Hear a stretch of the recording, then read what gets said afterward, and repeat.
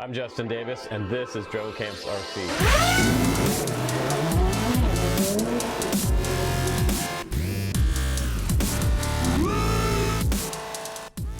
What's up, guys? Welcome back to my channel. I'm Justin Davis. Today we're going to review the new Ummagawd Acrobat frame, and it's supposed to be a frame that's going to eliminate jello on your RunCam Split 2, the mini version of the Split. We're going to some pretty epic locations to fly at. I have two different locations in mind here. We've got a couple friends behind me in a Honda Element, Diego and Sam, and we're going to do a maiden of this build that I've done for Tommy and Rotor Riot. I'm going to see how it flies with the various different grommets that they've included on this frame. But what I'm most importantly interested to see is that it doesn't have any jello in this 1080p footage, and that it looks pretty good. We're also going to try to do some more cinematic shots with the Acrobat and slow down the freestyle a little bit so you guys can enjoy the camera view out there. I've been experimenting the last few months with something that I call slow flow, and slow flow is essentially slowing down all of your freestyle movements to about 20% throttle, and what it does is it creates a whole new kind of experience for the viewer, gives them a little bit sort of a calmer view and look at the environment in front of you. All of a sudden your FPV camera becomes your paintbrush, so to speak, and your environment becomes your canvas. So it's a really neat way to fly. I've been trying to practice this for the last couple months, and there seems to be a lot of top pilots, pro pilots right now that are backing off the throttle and doing this kind of stuff, like Johnny FPV, Ladrib has shown some slow motion stuff. But what I'm talking about here with slow flow is basically backing way off the throttle the entire time, making sure that you still maintain flow from one maneuver to the next or one line to the next, and sort of maintaining that style throughout your flight. And it's really hard when you slow way down to try to maintain that sort of essence of what flow is, and that's why we're calling it slow flow, is because we're slowing way down and just chilling out and enjoying the scenery.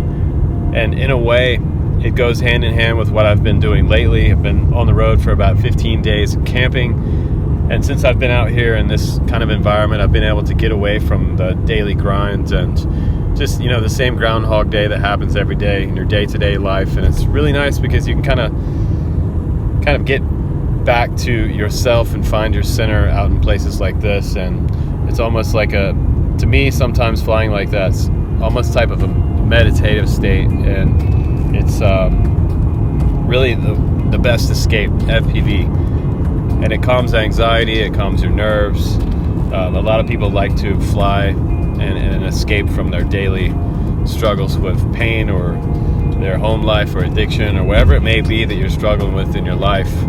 Flying an FPV has helped so many people, and I know some of those people that have really come up from like the bottom all the way back up to the top because of flying RC and FPV. And it's kind of a cool thing, because more so than FPV, I think it's just finding a passion in your life and pursuing that passion, and that way it just gives you more time for your mind to focus on positive things rather than dwelling on a lot of the negative things that we deal with in our life. So I think this is a great new direction for FPV, and kind of also making some calmer videos in a way, and maybe just relaxing everything that you're doing, less stress on all of your gear.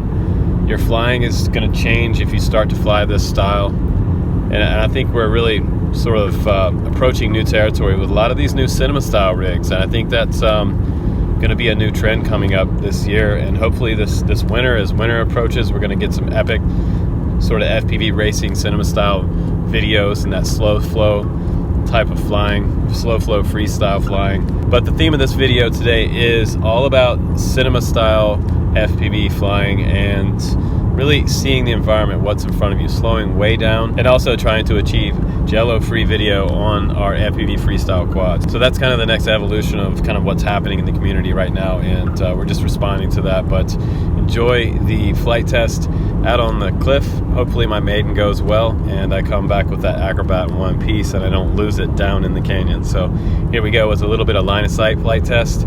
and after that we'll do some FPV and a couple super epic spots. Enjoy the video, guys. And there it is.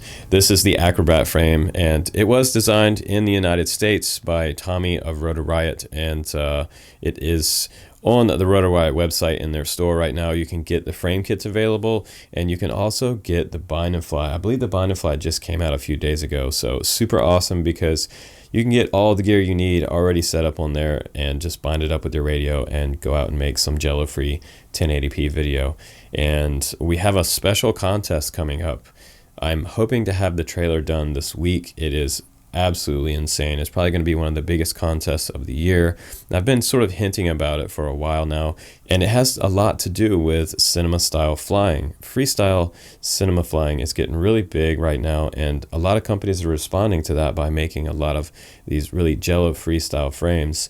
We're trying to develop something for you guys behind the scenes that is going to really eliminate a lot of jello, and there's a lot of pilots working together with a lot of companies out there, and I can't name names, but there's more of these type of frames coming. And Rotor Riot, Tommy has been one of the first people over at Rotor Riot to sort of feel this new trend coming, and he's developed this 3-inch frame.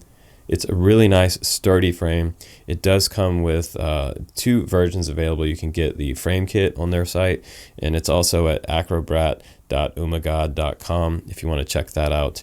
It says it was designed in California by the Ummagawd company. So it looks like Tommy has his own company outside of Rotor Riot, or maybe it's also a faction of Rotor Riot. I'm not totally sure, but this frame is looking pretty good. We're going to show you this one, how I built it up. We're going to show you what I used, and we're going to show you that sort of build process during this review. We're going to also take it outside and fly it, test out some of the different grommets in some pretty epic mountain settings, and we'll see if this frame is actually jello free, because this is quite a feat to be able to get this RunCam 2 split completely jello free. And to be able to do that, they gave us several versions, several different grommet thicknesses in here, and some of them are more spongy and some of them are a lot more hard versus the lower end. But I think there's like 3 to 4 different style grommets inside here, and the grommets go right on the side of the frame right here, so it's actually resting above the entire unibody bottom plate down there. They're not replaceable arms, but you have 3 spots here to mount your gear, and the way we have it is the RunCam 2 split is up front right here. We have the flight controller in the middle, and I used the HGLRC Zeus so that I could get a really low, a single stack right there for my flight controller and ESCs combined, and I have my capacitor bent up over top of the flight controller right there, and I have access to everything. I have access to the USB port on the RunCam Split 2 right there, access to the USB port on the flight controller, and over on the other side I have access to put my micro SD card in. So there's a lot of clearance in here for each individual part of the stacks.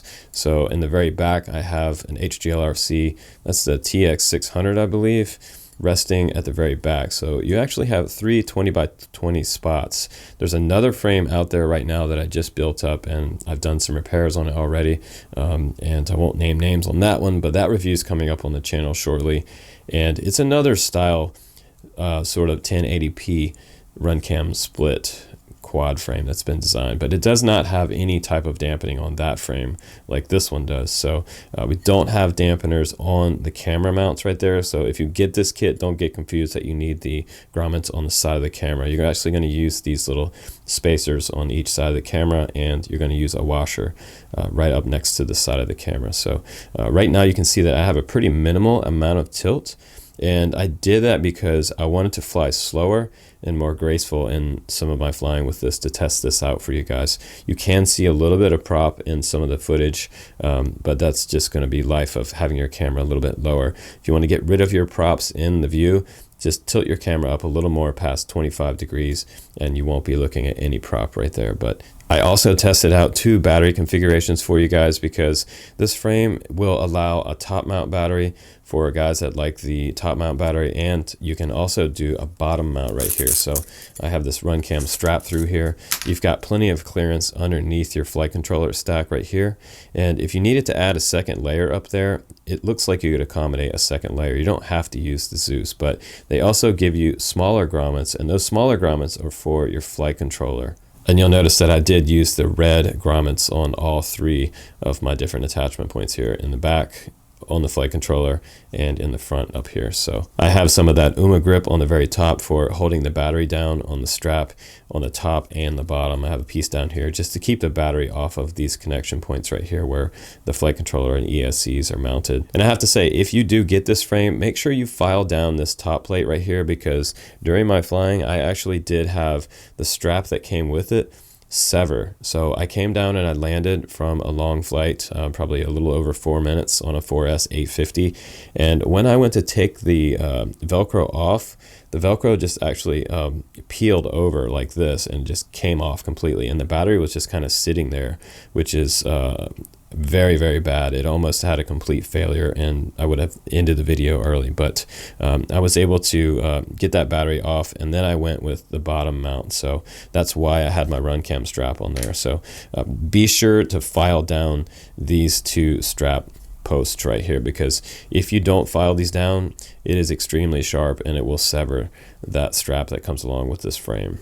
But I like the fact that they do give you top mount and bottom mount choices. You have plenty of clearance here for your props. I was able to get my motor and wires in here nice and tight and twist everything up so that I don't have anything hanging out. And I ran my XT60 down through the bottom here. I was able to reroute that after I had some issues with that top mount, so I had to take this side plate off. But the good news is that taking this frame apart to put new grommets on it, it's not a huge deal. You just do one side at a time, and you can put new grommets on the bottom here, or you can reroute that XT60 if you wanted to have it coming up the top. And if you're going to have it come on up the top, make sure that you have your power source well away from where your VTX wire is, because that'll cause some interference coming back to your goggles if you have your power source right next to this VTX wire right here. And also another tip for you guys, if you're building this with UFL connector like this, these little connectors that I totally hate, they pop off all the time, be sure to put a little dab of hot glue on here, because time and time again on my flight out in the canyons, I had this little connector popping off. And when that pops off, if you're out there more than a couple hundred yards, you're gonna have a really hard time getting back to your home point. So I just brought this dipole off the back right here, zip tied it down, and put a little more heat shrink over top of it just to have it out of the way of the props and make sure that it doesn't move right here. So plenty of options for mounting your receiver antennas and your VTX antenna on the back of this frame. And I also like the design of this frame. If you look at it from the top right here, you can see it is a True X configuration, maybe with a little bit of stretch front to back, and it does have these little bumper bars front and back, so if you do hit head on, it's going to put most of the impact here and not on these super thin arms in the front and rear. And that little bit of rigidity is also going to help get rid of some of the vibration that's coming down the frame from the motors to where your flight controller is. If you're using an F4, you have to do a lot less tuning on it if you also use these rubber grommets. But looking up at the front of the frame as well, camera protection looks pretty good. The camera is housed inside 2 carbon side plates, and these are 3 mil on both sides here and 4 mil on the bottom plate. You also have a standoff behind the camera protecting it there. You have another brace above it right here, and you have one down in the very front right here. And it has a little slot right here which you can slide the camera forwards and backwards. So also another tip is that I had to remove the run cam split 2 top posts. There are these little metal posts that come on it, and they are a little bit too tall, so I took them off because it was having some issues with hitting the run camera right there in the front. So that was kind of an issue for me, and once I removed those and I put the plastic nuts on top of the stack, then I was able to put my camera at any position that I wanted. And that's going to be important that you do that for this build if you're building yours from scratch. You can see those gold posts down there. Those are the ones that originally came with it that also come on the top. So that's just a little tip for your build. But I gotta say, I'm really impressed with Tommy's design here. I think it's absolutely fantastic. Probably one of the best little miniature 3-inch cinema rigs out there on the market right now. Super easy to build and set up and take apart and work on it. So that's it says a lot. I've worked on other sort of cinema style rigs lately that were a total pain to work on, and again, I won't name names, but this one is looking pretty good, and I'm very happy with it so far, and I think you're going to be impressed with some of the footage that I got with this little guy. So let's go ahead and show you a little bit of setup for this quad, what I would recommend on it, how to build it, and then we'll go out and do some line of sight flying with it, and we'll do my maiden over top of a canyon, and hopefully that works out for this maiden, and we'll also do some epic FPV with it out in the middle of nowhere. So enjoy the rest of the video, guys. Here we go with the build tips and setup. So I've got everything out of the bag now that comes along with this frame kit. These are the smaller rubber grommets right here, and these are the larger ones, and it looks like we have white, blue, black, and red grommets. You also get a hardware pack in here, and that includes all of the hardware that's going to put your frame together, including the top and bottom pieces. You will have to use your own motor screws on this, however, so you have your 2 side plates here and that bottom unibody plate there, and a variety of different grommets for you guys to try out. I would definitely recommend trying out the various grommets on your particular setup, because every different setup that you're building here is going to be different. Now let's just take a little closer look at this frame. This Velcro strap came around the unibody right there, and you can see there's 3 mounting points there, the one in the middle right there, and you have the one up front and the one in the back for your 20x20 stacks. And this one's primarily focused around 20x20 millimeter type of mounting stacks. And let me just measure that bottom plate for you guys. It's actually 3 millimeters. I thought it was 4, but it is 3, and they do have a little bit of a bevel on the frame, and it looks like 3K carbon fiber, which looks nice. You can see all those 20x20 mounting points right there, and you have motor bumpers on each individual spot where you're going to mount your motors in the back and the side. So that's kind of nice. Those are there. These are the grommets that go on that top plate, so it's going to be riding above that bottom plate, give you plenty of dampening. This black one is actually the hardest one out of the bunch. The red one, I believe, is the next one down, and the blue ones, nope, this blue one's actually a little bit harder than the red one. So I'm going to put these in order from top to bottom, the hardest at the top and the softest at the bottom. The softest is the white one right there. So it's going to go from black, blue, red to white. And getting these through the frame is actually not as hard as I thought it was going to be. Usually I use a driver to push these through. If you have the smaller ones, you might use a driver where your 20x20 flight controller is going to go. But for now, my fingers work fine for putting these through on that top plate of the frame. That's not too hard. So switching these out might not be too hard. And that's what they look like when they're through the frame right there. Now I've got this side plate on, and you're going to push it through those little posts on the bottom plate right there. You can see that front and back right there. And now I'm going to put this other side on just to show you guys how it looks. And this is going to allow that top plate where the camera is to be totally separated from the bottom plate, with the exception of the grommets. And once you put your post on there, you're going to have that nice and secure. So you can see right there, I've got my smaller grommets in where the flight controller is going to go. You don't have to use them right there, front and back. There's no way you could get those through anyway, but again, the black one is the hardest, the blue one the next, and the red, and then the white there. Okay, so now we're to the point where I can show you my layout here, and I've got the F4 Zeus, and this is a 4-in-1 ESC combo with flight controller all in one stack, and this one's kind of amazing. I've done a review on this one before, and I've flown this one up to 4S battery. It does have a burst up to 25 amps, so it should be absolutely fine on this frame with a 4S battery. Running off my XT60 right here. We're going to run this through the top of the frame because there is a top mount battery on this frame. I have my split 2 up front. This is a split mini 2. And that's, believe it or not, that's the tallest part of this entire stack system we have going here.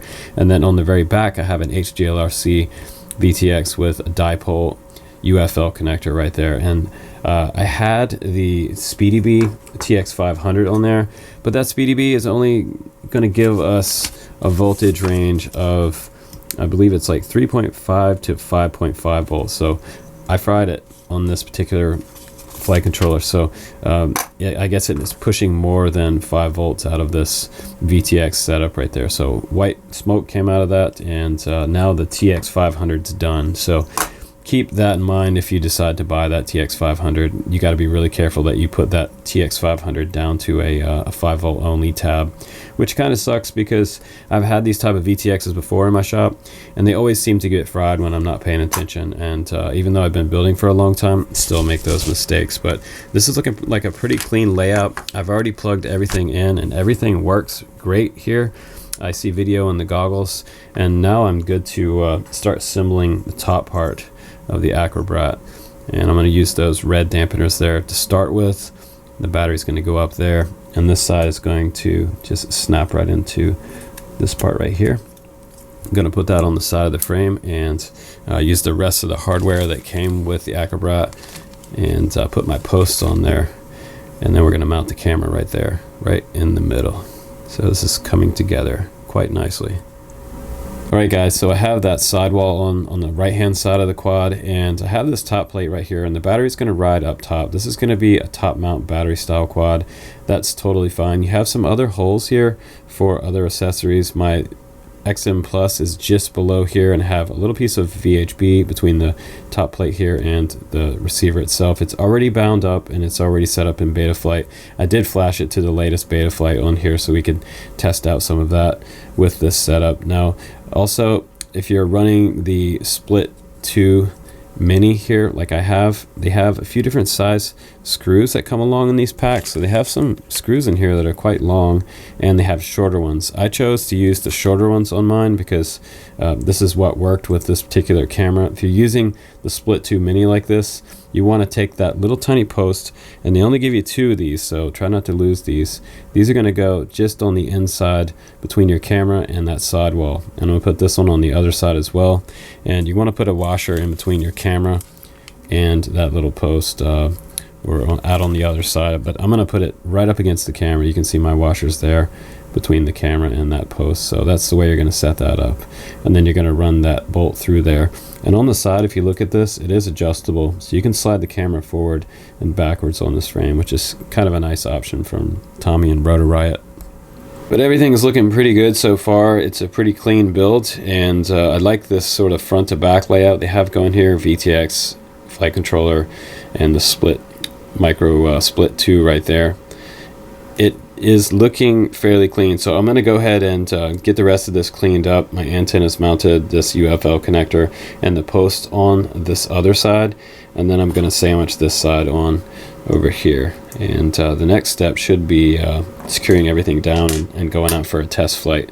And I'll show you guys some test flight footage with this little ACROBRAT. But one last bit of advice, guys. I do have one little different motor up here, because actually what I did was I took this flight controller and everything, this ESC combo, off of my Fpv X140 that I had built earlier, and you can see how tall that is. This is kind of a different concept, because a lot of people complain about the jello with these, and Tommy and Rotor Riot are trying to figure out how to erase that jello with these grommets. So this whole entire top stack is riding on grommets, which makes a huge difference. Also, another suggestion for this particular build, if you're going to do this, I've seen people using 1106 motors on here, but honestly what I would run is 1406. 1407 motors is probably going to be the best bet. I actually have a little smaller motors on here because I'm going to try to conserve a little bit of battery. I have RS 1306 motors on here, and these are 4000 kV, so they're not super high kV, but I'm looking for the longest flight time, and I might experiment with a few different size batteries. I'm going to start out with a 4S 1000. I'm also going to try some smaller sort of 550s that I have, see how those do. But these motors are going to eat up anything below 1000 milliamp battery, and I might even go as high as like a 1300 milliamp on the top of this quad. But I'm gonna experiment with that. I'll let you guys know how that turns out in the after flight test report. So I just wanted you guys to see, I took those posts off that came with the Split Mini 2, those little gold posts.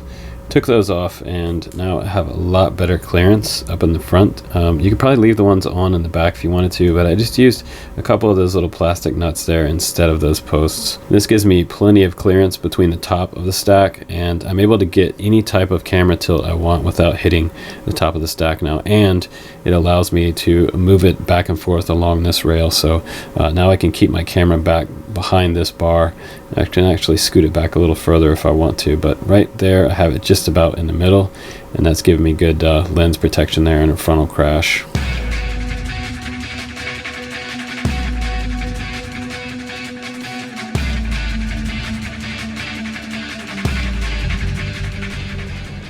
All right, here we go. And I've got a little bit smaller motors on here than what Tommy suggested. He's thinking that the sweet spot for motors on this quad is probably going to be like 1407s.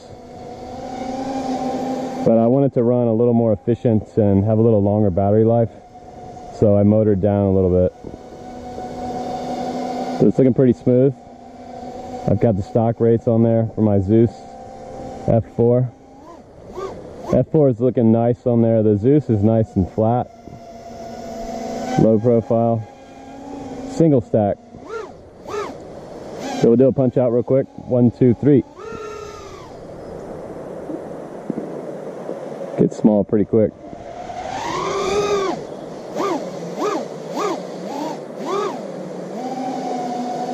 Flying pretty good. If you buy this kit, you're going to have to put your own parts on here, so I'll put some links down below for you guys to set up your own ACROBRAT with the components that I'd suggest.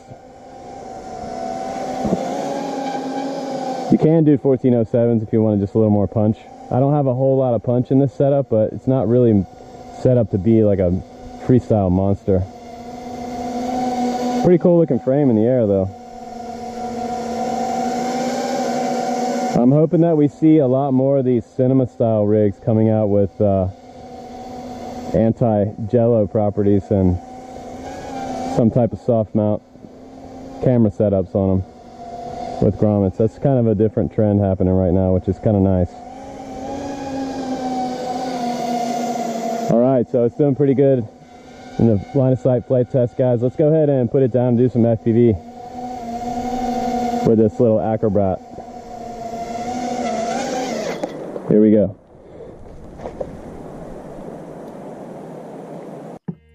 Alright guys, let's go ahead and get this ACROBRAT up in the air and let's do a little FPV with this quad. We're going to try out some of the different grommets that came along inside this kit, and I'm starting out with those red ones, and I did see a bit of jello in here. This is not going to be perfect, you guys. This is going to help dampen some of the vibrations, but you're going to see here in some of this footage, you're definitely going to see some vibes, a little bit of jello. And I'm going to have to experiment more with these grommets. I think so far the softer ones are probably doing a little bit better, like the white ones. And you can run the other opposite end of that spectrum and use the black ones, the more dense ones, and see if that works out. But I think the softer ones are probably going to work a little bit better on my particular setup. Now you can experiment with yours, and depending on what flight controller, motors, and all that, it's going to be different pretty much for every rig. So I'm doing a little faster flying here. And what's so cool about this particular frame is that this sort of brings me back to my aerial cinematography, my love of that cinematography. And you can see here, this RunCam 2 is actually looking pretty nice. It does record really good color, and it has a nice frame rate on here. It could be, I wish we could get a little better frame rates, higher frame rates out of these cameras. And you can see just a little bit of jello there, but it's cool because, like I said, it does, if you want to just slow down on the sticks, and when you go out camping in a place way out in the middle of nowhere, somewhere like this where you can really just sort of relax and pull off the throttle a little bit, slow down, and start to use your quad camera as sort of your paintbrush. And I've been explaining this to people over the last month or so. The contest that we have coming up, I'm going to try my hardest to get that trailer out for you guys this week. You're going to love this because it goes hand in hand with this new Ummagawd frame and some of these other cinema style frames. A lot of the pro racers, freestyle guys, have also been flying this style, this sort of more cinematic style, pulling everything back, showing the environment and what you're looking at more. it becomes sort of a whole different style of flying. I kind of had to teach myself how to fly again, slower and smoother, and really show the viewer their environment instead of how cool my tricks are. And for some of us, it's really hard to back off the throttle. So with that contest that I'm talking about, we have some of the top sponsors in that contest, and Rotor Riot is also included in that, and we're going to give away an Acrobrat for that contest that's going to be announced. And this particular style of flying is what I'm talking about, guys, and I'm going to reveal that in that trailer video. But right here, look at how amazingly beautiful it is out here. It's so cool because I've been able to relax in my flying. I don't feel like I stress out my gear as much when I'm trying to do more of a cinematic style flying.